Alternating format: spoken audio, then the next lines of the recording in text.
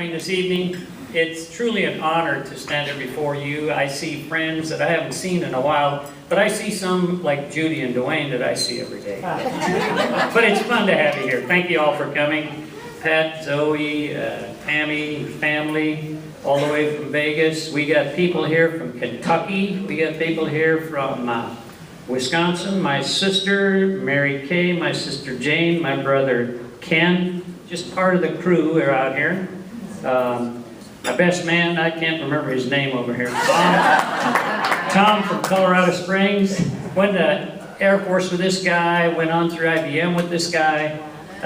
We've had some stories that we've reminisced with here the last couple of days.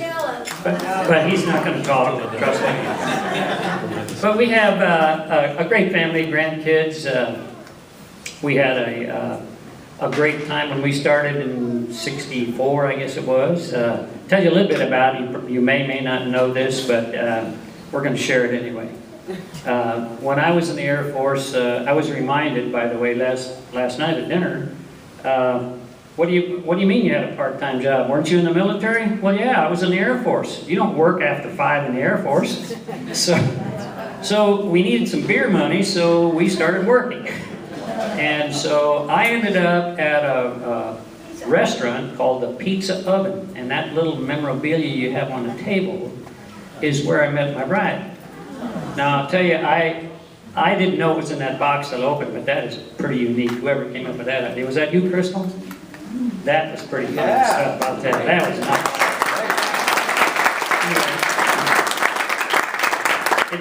nice. It was probably 2 months after I was working there. It was shortly after I started working. This beautiful blonde gal was working there.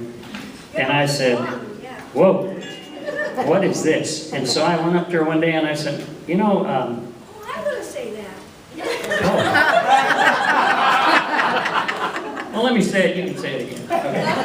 Anyway, it was, how would you like to go to the movies with me or go out on a date? And she says, well, you know I have 4 kids. And I looked at her, Zoe, and I said, I didn't ask you how many kids you have. I want to go to the movies with you.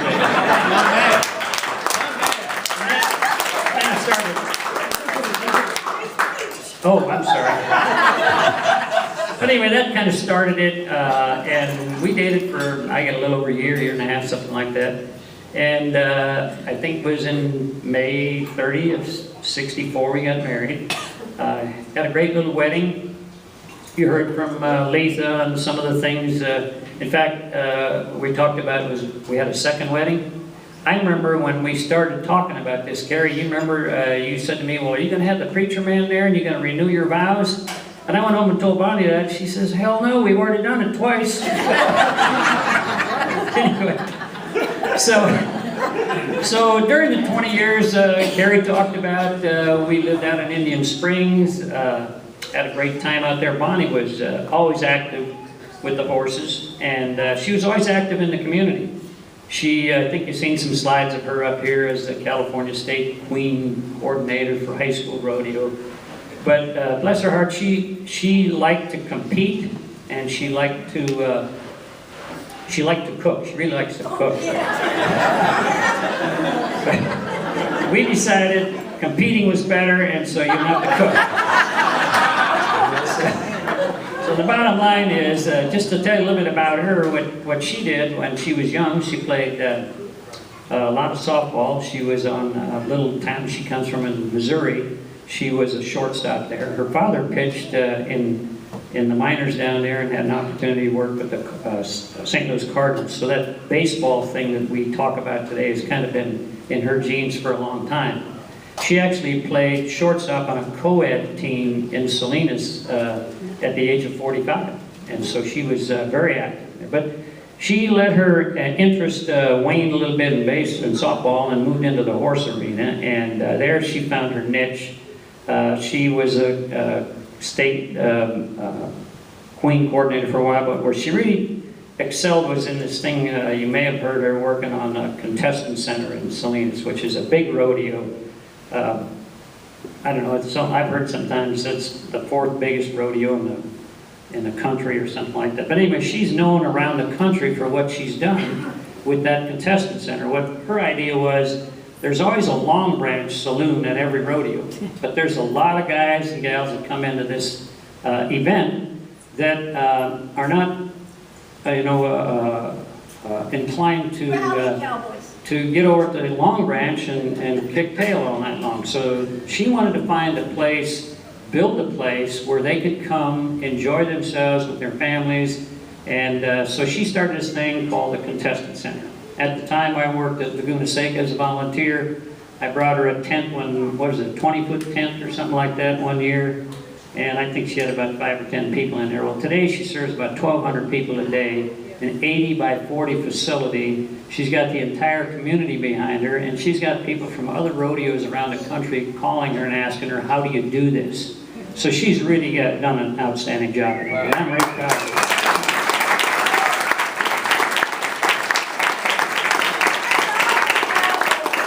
Yeah, she loves the Cowboys. And then you've seen some of the work we've done in the ministry that we started.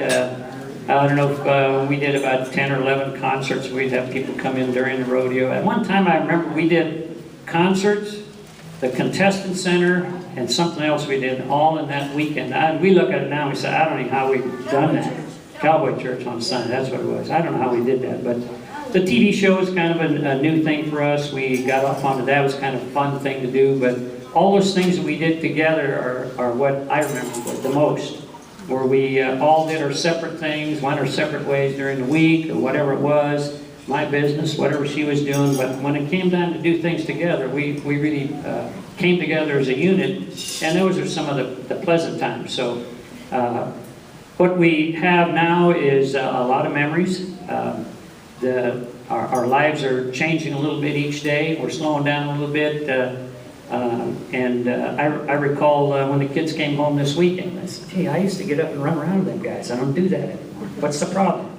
And I remember going to the doc here a while back, and I said, what's the problem? I said, my metabolism slowed down. I don't have any energy. What the heck's happened? He looked at me and he said, well, you're 70 years old. What do you expect? So anyway, to wrap this up, I just want to share something that I kind of hang on to from a family standpoint, and that is there's a psalm in the Bible. I think it's, I don't know, 128 or 132.8 or something. It's one of them psalms out in there. And it says, your wife will be like a fruitful vine in your house, and your children will be like olive plants around your table. That's kind of good. I like that. I like that. I'd like to say that what I see now before me is that we planted a tree about 50 years ago, and over the years the tree has grown, dropped some seeds along the way in the form of kids. Kids today have their own families, and they have their own children. And as I look out now and look back, I don't see a single tree, I see a whole orchard out there. Amen. And I'm pleased. Thank you.